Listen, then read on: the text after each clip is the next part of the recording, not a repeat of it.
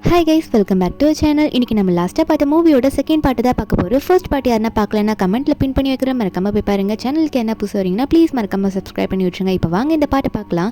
மூவியோட ஸ்டார்டிங்லேயே என்ன ஆகுதுன்னா, நம்ம ஹீரோ போயிட்டு அந்த டாக்டர் எனக்கு முன்னாடி கூட்டிகிட்டு வா, நான் வந்துட்டு கேட்டாகணும்னு சொல்லிட்டு அசிஸ்டண்ட்டை அனுப்பி விட்டுருப்பாரு. ஏன்னா நம்ம ஹீரோனுக்கு அபோர்ஷன் ஆயிருக்கும். அப்போ அந்த டைமில் யார் வராங்கன்னு பார்த்தா ஷியான் தான் வரா. ஜென்னை கூட்டிகிட்டு வரான். நம்ம ஹீரோனோட ஃப்ரெண்டு கூட பக்கத்தில் தான் உட்காந்துட்டு இருப்பா, சோகமாக தான் இருக்கா. ஹீரோவும் ஷியானை பார்த்து நீ எப்படிடா இங்கே வந்த அப்படின்ற மாதிரி கேட்கும் போது அந்த ஷியான் சொல்லிட்டு இருக்கான், இல்லப்பா அம்மாவுக்கு அபார்ஷன் ஆயிடுச்சுன்னு கேள்விப்பட்டேன், அதான் பார்த்துட்டு போலான்னு வந்தேன்னு சொல்லிட்டு இருக்க. இந்த சென் இருக்கல, அவ வாய் வச்சுட்டு சும்மா இல்லம்மா நம்ம ஹீரோனை பார்த்து, ஏன் சியா கொஞ்சம் பார்த்து நடந்துக்க மாட்டியா, இனிமே அங்கிளால எப்படி குழந்தை பெற்றுக்க முடியும் சொல்லு, இப்படி பண்ணிட்டியே அப்படின்னு மாதிரிலாம் சொல்லிட்டு இருக்கா. அப்போ இந்த டாக்டர் இருப்பாள் நம்ம ஹீரோனோட ஃப்ரெண்டு, அவள் சொல்கிறா அவளாக பார்த்து தான் இருந்தா, யாரோ வேணும்ட்டே அவளுக்கு அபார்ஷன் மருந்து கொடுத்துட்டாங்க, அதனால தான் இவளுக்கு அப்படி ஆயிடுச்சு, இனிமேல் அவளால் குழந்தைய பெற்றுக்க முடியாது அப்படின்ற மாதிரி சொல்லிட்டு இருக்க. அப்போ இதை கேட்டோன்னே அதுங்க ரெண்டும் சிரிக்க ஆரம்பிச்சிடுறாங்க. இனிமேல் நமக்கு தான் சொத்து, ஏன்னா நமக்கு குழந்தை வந்தோடனே நம்ம குழந்தைக்கு எல்லா சொத்தும் கொடுத்துருவாரு அப்பா அப்படின்ற மாதிரி சிரிச்சிட்டு இருக்குங்க. அப்போ ஒரு பக்கம் இந்த ஷிவானு என்ன பண்ணுறான்னா, அப்பா நீங்கள் கவலைப்படாதீங்க, அதான் என்னோட குழந்தை வரப்போதில்ல, அந்த குழந்தைய நீங்கள் அக்செப்ட் பண்ணிக்கோங்க, பாருங்க நானும் சின்ன கல்யாணம்லாம் பண்ணிக்கிட்டோம் அப்படின்ற மாதிரி ஹீரோ கிட்ட காமிச்சிட்டு இருக்க.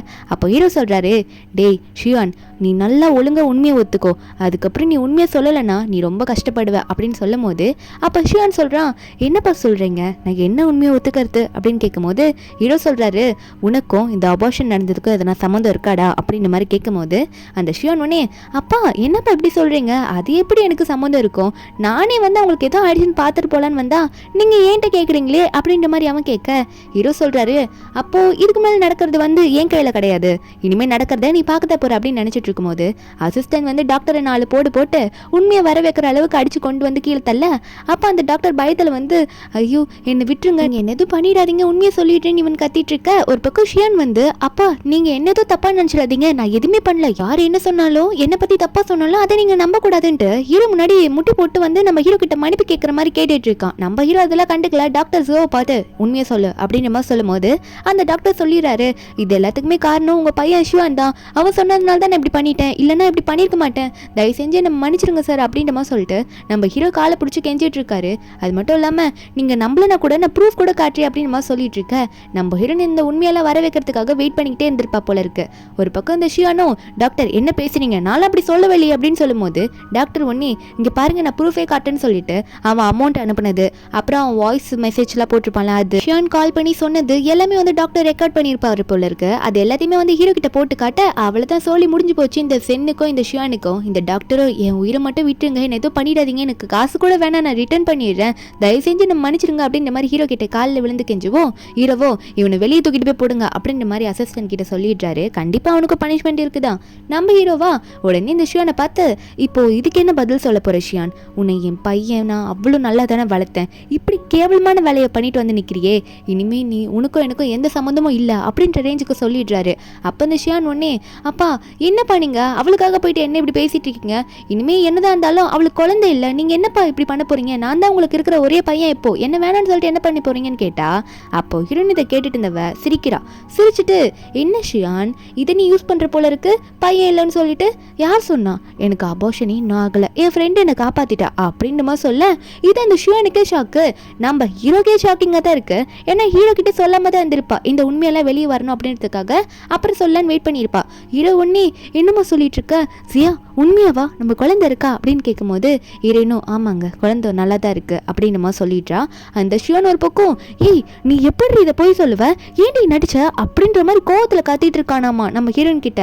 நம்ம ஹீரோனா, ஏய் என்ன ஏதோ நீ நல்லது பண்ண மாதிரி ஏன்டே கத்துற அப்படின்ற மாதிரி நம்ம ஹீரோன் கேட்கும் போது அவன் நம்ம ஹீரோனை கை நீட்டி பேசி, நீ எப்படி அபார்ஷன் ஆகாம இருக்கலாம், எப்படி உன்னை காப்பாத்துனாங்க அப்படின்னு சொல்லிட்டு ஹீரோன் கிட்ட கேட்டுட்டு இருக்க. ஹீரோக்கு செம்ம கோவம்.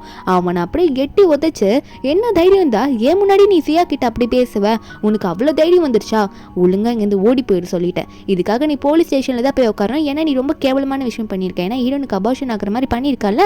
இவனையும் டாக்டரையும் போலீஸ் ஸ்டேஷன்ல பிடிச்சி கொடுக்க அசிஸ்டன்ட் கிட்ட சொல்லிட. இவன் அப்பா கிட்ட கெஞ்சிடா, அப்பா வேணப்பா நான் உங்க பையன் சொல்லிட்டு இருக்கானா, நம்ம ஹீரோ கேட்குற மாதிரி இல்லை, இழுத்துட்டு போங்க, தப்பு பண்ணவனுக்கு தண்டனை கண்டிப்பா கிடைக்கணும் தானே அப்படின்ற மாதிரி சொல்லிட. நம்ம ஹீரோ அதுக்கப்புறமா ஹீரோன் கிட்ட போயிட்டு, என் பையன் பண்ணதுக்கெல்லாம் சாரி கேட்டுக்கிறேன் அப்படின்ற மாதிரிலாம் சொல்லிட்டு இருக்காரு. அவன் ஒழுங்காவே இல்லை அப்படின்ற மாதிரி சொல்லும் போது நம்ம ஹீரோனா, இல்லை நீங்க நீங்கள் ஏங்க இதை நீங்கள் உங்கள் மேலே பழியாக போட்டுக்கிறீங்க, அதெல்லாம் ஒன்றும் இல்லை, அவன் அப்படி தப்பு பண்ணதுக்கு நீங்கள் என்ன பண்ணுவீங்க, நீங்களாம் நல்லா தான் வளர்த்துருக்கீங்க, அவன் வளர்ந்தது அப்படி அப்படின்ற மாதிரி ஹீரோன்னு சொல்லிட்டு இருக்காங்க. குழந்தை நல்லா இருக்குன்னு சொல்லிட்டு இருக்காங்க. ஒரு பக்கம் இந்த ஜென் என்ன பண்ணுறான்னா பெயிலில் வந்து இவனை வெளியே கொண்டு வந்திருப்பா போல. அப்போ அந்த ஜென்னை எதுவும் பேச நிற்கும் போது இந்த ஷியான் சொல்லிட்டு இருக்கா, நீ எதுக்கும் கவலைப்படாத, அவள் கதையை நான் முடிக்கிறேன்னு சொல்லிட்டு இருக்க. இந்த சென்னும் எப்போ நீ முடிப்ப, இந்த குழந்தைக்கு நம்ம என்னதான் பண்ண போறோன்னு தெரியல, உனக்கு எந்த உரிமையும் அந்த ஃபேமிலியில் கிடைக்கலன்ற மாதிரி இவனை ஏற்றி விட்டுட்டு இருக்கா அந்த ஷியானை. ஒரு பக்கம் நம்ம ஹீரோனை காட்டுறாங்க. நம்ம ஹீரோன் வந்து வீட்டில் உட்காந்து ஸ்நாக்ஸ் சாப்பிட்டுட்டு இருப்பாளா, அப்போ ஃபோன் யூஸ் பண்ணி தான் ஸ்நாக்ஸ்லாம் சாப்பிட்டுட்டு இருக்கா. அவள் தான் வீட்டில் பெருப்பா போல இருக்கு. அந்த ஹாலில் உட்காந்துட்டு இருக்கும் போது அப்போ உடனே வந்து இந்த சென்னும் ஷியானும் தான் அங்கே வந்துட்டு இருக்காங்க. இது பிளானோட தான் உள்ளே வருதுங்க போல இந்த வீட்டுக்குள்ள. நம்ம ஹீரோன் வந்து இந்த ரெண்டுத்தையும் பார்த்த உடனே என்ன இவங்க வராங்க அப்படின்னு சொல்லிட்டு, உங்களை யார் இந்த வீட்டு உள்ள அலோவ் பண்ணா அப்படின்ற மாதிரி சாப்பிட்டுட்டு நிம்மதியாக இருந்தவ இந்த நின்றுட்டு கத்த ஆரம்பிக்கிறா. என்ன தைரியம் தான் இங்கே வீட்டுக்குள்ளே வந்திருப்பீங்க, யார் உங்களை விட்டா அப்படின்னு சொல்லிட்டு யாரையோ கூப்பிடுறா. நம்ம ஹீரோ தான் கூப்பிட பாப்பா போல இருக்கு. அப்போ அந்த சென்னொன்னி என்ன சொல்றான்னா, ஒரு நிமிஷம் இல்லை, நாங்கள் சொல்றதை கேட்டுட்டு அப்புறம் வேணா நீ யார் வேணா கூப்பிட்டுக்கோ, நாங்களே சொல்ல வேண்டியது சொல்லிட்டு இங்கே இது போயிடும் அப்படின்னு சொல்லும் போது என்ன பண்றான்னு பார்த்தா இந்த ஷுவான் வந்து ஏதோ ஒரு வீடியோ காட்டுறான். அந்த வீடியோவில் வந்து நம்ம ஹீரோ வந்து அவங்க அம்மா கிட்ட பேசிட்டு இருக்காங்க. அவங்க அம்மா சொல்றாங்க, அந்த பொண்ணு பேக்ரவுண்ட் சரியில்லை, அந்த பொண்ணு வயிற்றுல இருக்க குழந்தையும் நமக்கு வேணாம், அவங்க ரெண்டு பேரும் வேணாம் விட்டுன்னு சொல்ல நம்ம ஹீரோவும் ஓகே அப்படின்ற மாதிரி சொல்லிடுறாரு. இந்த வீடியோவை நம்ம பார்த்தோன்னே, அதாவது ஹீரோயின் பார்த்தோன்னே அவன் என்ன நினச்சிக்கிறான்னா, என்ன இவரு அவரே தானே என்ன பார்த்துக்கிறேன்னு சொன்னாரு, இப்போ இவரும் இப்படி பேசுறாரு, எல்லாத்துக்கும் ஓகே சொல்றாரு நினைக்கிறா. ஆனா ஷியானை பார்த்து இல்லை இது போய் அப்படின்ற மாதிரி சொல்லும் போது அப்போ அந்த ஷியான் பண்ணி, என்ன நான் போய் சொல்றேன்னா, ஏன் வீடியோவை நான் என்ன பொய்யாவா கொண்டு வந்து காட்ட போறேன், நீ உன் கண்ணால தானே பார்க்குற, அது எங்கள் அப்பா தான், அது மட்டும் இல்லாத எங்கள் பாட்டி தான், ரெண்டு பேரும் தான் பேசிகிட்டு இருக்காங்க, அவங்களுக்கு நீ தேவையே கிடையாது, உன் பேக்ரவுண்டை பார்த்து நீ ஒன்றுமே இல்லாதவா அப்படின்ற மாதிரி நினச்சிட்டு நீ வேணாம் அந்த குழந்தைய வேணான்ற மாதிரி விட்டுட்டாங்க, நீ அவ்வளோதான் அவங்களுக்கு தேவையில்லை அப்படின்னு சொல்லிட்டு இதுங்க ரெண்டும் அங்கேருந்து கிளம்பிட. நம்ம ஹீரோனுக்கு என்ன தான் வாய் வழியாக ஃபேக்குன்ற மாதிரி சொல்ல வந்தாலும் அவளுக்கு மனசில் ரொம்ப ஹர்ட் ஆகிடுது அந்த வீடியோவை பார்த்தோன்னே. இப்படி நம்மளை சொல்லிட்டாங்களே நம்ம ஹீரோ, அதாவது ஹீரோ தானே வந்து ரெஸ்பான்சிபிலிட்டாக எடுத்துக்கிறேன், உன்னை நல்லா பார்த்துக்கிறேன்னு சொல்லிட்டு கேர் பண்ணியிருப்பாரு. இப்போ இப்படி ஆயிடுச்சுன்னு சொல்லிட்டு நம்ம ஹீரோயின் ஃப்ரெண்டுக்கு கால் பண்ணி நான் அங்கே வரேண்டி அப்படின்னு நம்ம சொல்கிறேன். அந்த டாக்டர் ஃப்ரெண்டு இருக்கல, அவளை பார்க்க தான் போயிட்டு இருக்கா. அப்போ ஃப்ரெண்டுக்காரிக்கிட்ட இந்த மாதிரி வீடியோ பற்றி எல்லாத்தையும் எக்ஸ்பிளைன் பண்ணிட்டு இருக்கா. அப்போ ஃப்ரெண்டும் இதெல்லாம் கேட்டுட்டு ஏண்டி இப்படி பண்ணுற, அதுக்கு ஏண்டி இப்படி அழுதுட்டு இருக்கன்ற மாதிரி சொல்கிறா. நம்ம ஹீரோயின் கேட்குற மாதிரி இல்லை. அப்போ ஃப்ரெண்டும் சொல்கிறா, ஒரு வேளை அந்த வீடியோ ஃபேக்காக இருக்கலாம்லடி அப்படின்ற மாதிரி கேட்கும்போது நம்ம ஹீரோனா, இல்லடி அது ஃபேக்காக இருக்க வாய்ப்பே இல்லை, அவங்க தான் அதை பேசியிருக்காங்க, நான் இனிமேல் இந்த ஊரில் இருக்க போகிறது இல்லைன்னு சொல்லும் போது அப்போ ஃப்ரெண்டும் இதான் உன் முடிவுனா நான் உனக்கு கண்டிப்பாக ஹெல்ப் பண்ணுறேன் அப்படின்னு நம்ம சொல்லிட்டு இருக்கா. அப்போ நம்ம ஹீரோயினும் என்ன சொல்கிறான்னா, ஃப்ரெண்டு பார்த்து என்னை வந்து யாருமே கண்டுபிடிக்காத இடத்துக்கு ஃப்ளைட் டிக்கெட் போட்டு புக் பண்ணி அனுப்பி விடுறீங்க, நாங்கள் போயிட்டு ஸ்டே பண்ணிக்கிறேன், நான் அங்கே போய் வாழ்ந்துக்கிறேன், எனக்கு இந்த குழந்தையே போதும் அப்படின்னு நம்ம சொல்லும் போது ஃப்ரெண்டும் நீ கவலைப்படாத, இதான் உன் முடிவுனா கண்டிப்பாக நான் உனக்கு சப்போர்ட் பண்ண வேண்டி, ஏன்னா நீ என் ஃப்ரெண்டு அப்படின்ற மாதிரி ஃப்ரெண்டு சொல்லிட்டு இருக்கா. என்னன்னு பார்த்தா ஹீரோயின் அடுத்த நிமிஷம் ஏர்போர்ட்டில் தான் உட்காந்துட்டு இருக்கா, பேக்லாம் பேக் பண்ணிட்டு போயிட்டா. அவள் என்ன நினைக்கிறான்னு அவளுக்கே தெரியல, ஏன்னா அவளுமே லவ் பண்ணியிருப்பான் நம்ம ஹீரோவை, அதனால விட்டுட்டு போகும்போது இப்படி மனசெல்லாம் கஷ்டமாக இருக்குது. இருந்தாலும் அவர் சொல்லிடார்ல குழந்தையே வேணாம் அவ்வளோ வேணாம் அப்படின்ற மாதிரி அம்மாவுக்கு ஓகே சொல்லியிருப்பார்ல, அதனால இனிமேல் அவங்கள டிஸ்டர்ப் பண்ணக்கூடாது நான் போகிறேன்னு சொல்லிட்டு உட்காந்துட்டு இருக்கும்போது ஹீரோ வந்து கரெக்டாக தேடிட்டு அங்கே வந்துடுறாரு. ஏன்னா ஹீரோனோட ஃப்ரெண்டு கிட்ட எல்லாத்தையும் கேட்டிருப்பார் போல இருக்கு.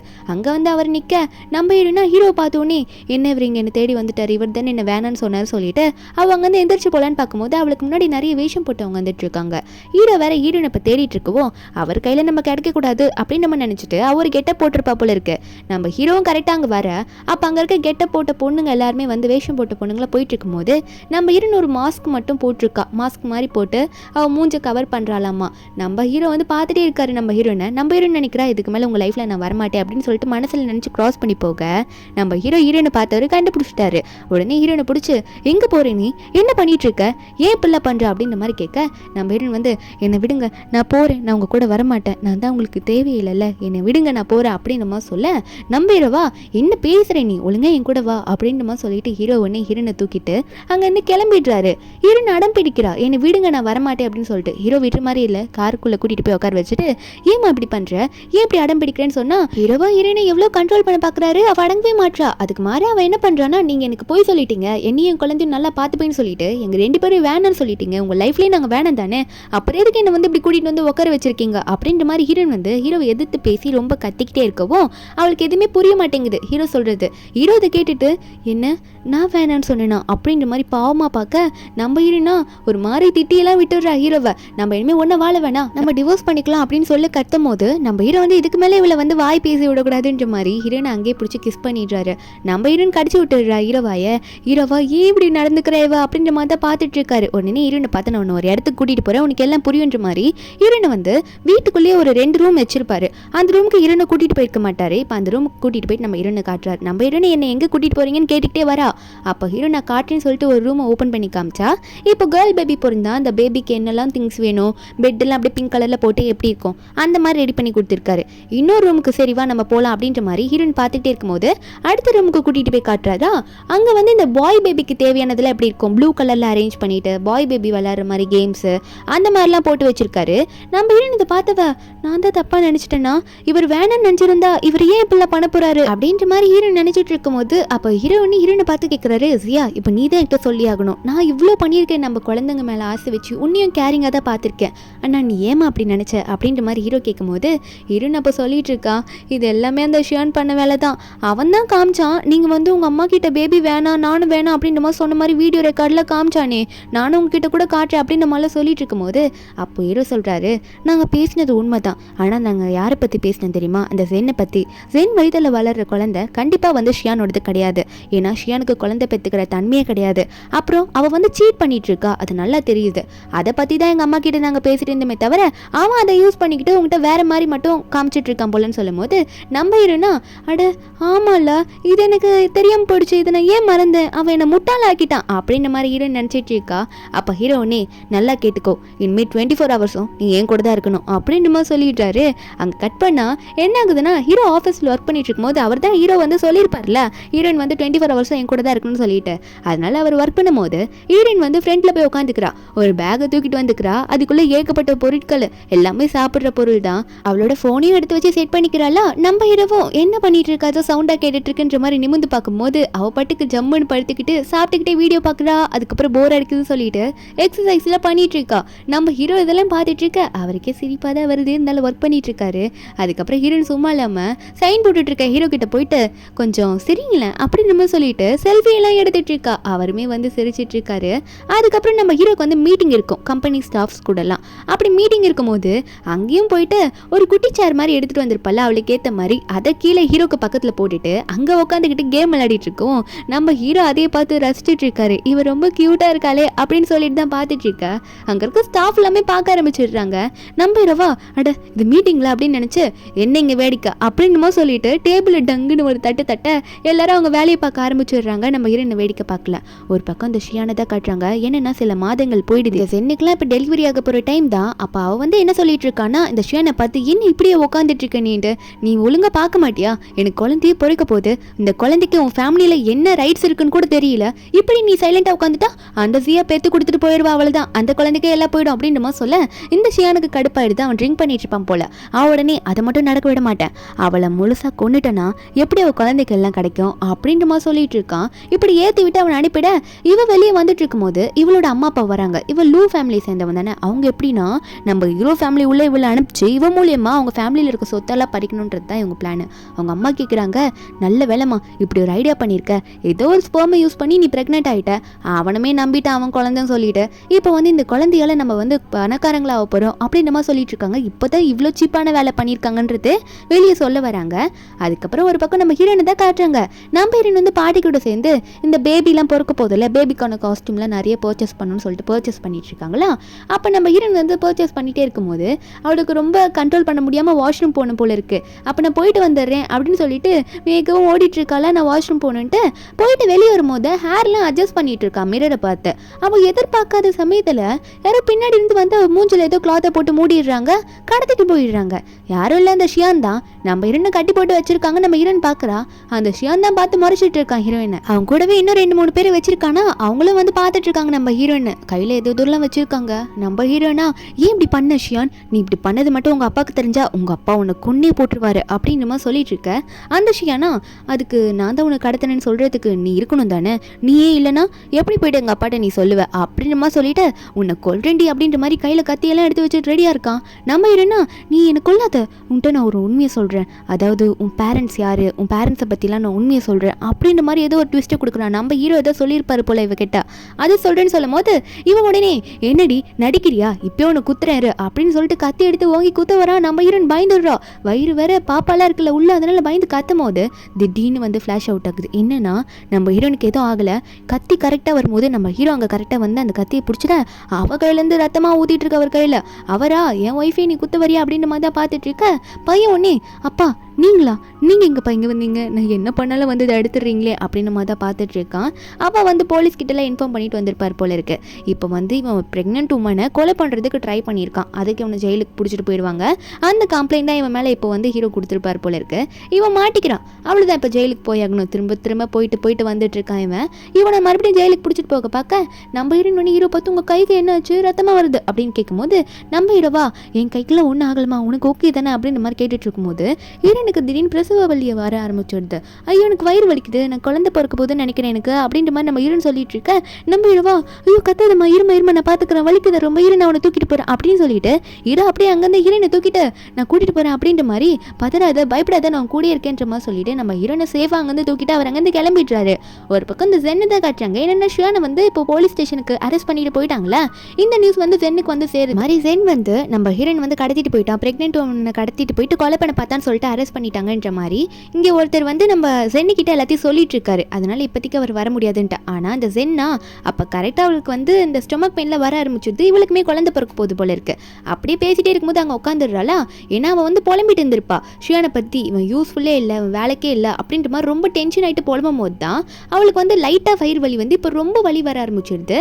இவளுக்குமே பிரசவ வலி தான். அப்போ உடனே அவங்க பேரண்ட்ஸை பார்த்து எப்படியாவது அவனை கூட்டிகிட்டு வந்து ஹாஸ்பிட்டலில் வந்து தொலைங்க, அவன் தான் இந்த பிளானுக்கு யூஸ்ஃபுல்லு, இப்போ அவன் தான் வேணும் அப்படின்ற மாதிரி எப்படியாவது ஷிவானை கூட்டிகிட்டு வர அரேஞ்ச் பண்ண சொல்லிட்டு இருக்கா. ரெண்டு பேருமே ஒரே டைமில் ஹாஸ்பிட்டலில் அட்மிட் ஆகிட்டு இருக்காங்க.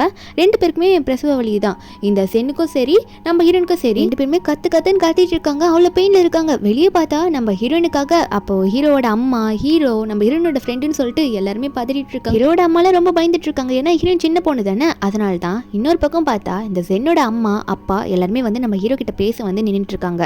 இந்த ஷியானுமே வந்துட்டு இருக்கான். அவன் வந்து உடனே அவங்க அப்பா காலில் விழுந்து அப்பா ப்ளீஸ்ப்பா இந்த ஒரு வாட்டியாவது என்னை ஏற்றுக்கோங்க, அதாவது எனக்கு குழந்தை பிறக்க போகுது, அந்த குழந்தைக்கு பண்ண வேண்டியதை நீங்கள் தானேப்பா பண்ணணும், எனக்கு எதுவுமே இல்லாமல் விட்டிங்கன்னா அந்த குழந்தை அனாத மாதிரி இருக்குமாப்பா அப்படின்ற மாதிரி அவன் சொல்லிட்டு இருக்க. அப்போ நம்ம ஹீரோ வந்து நீ எப்போ வெளியே வந்த, அதுக்குள்ளேயா இப்போ தானே கூட்டிகிட்டு போனாங்க, அதுக்குள்ளே இங்கே வந்து உட்காந்துட்டு இருக்க, உனக்கு பனிஷ்மெண்ட் தரலையா, ஒழுங்காக எந்திரிச்சு போயனால எதுவும் பண்ண முடியாதுன்னு சொல்ல.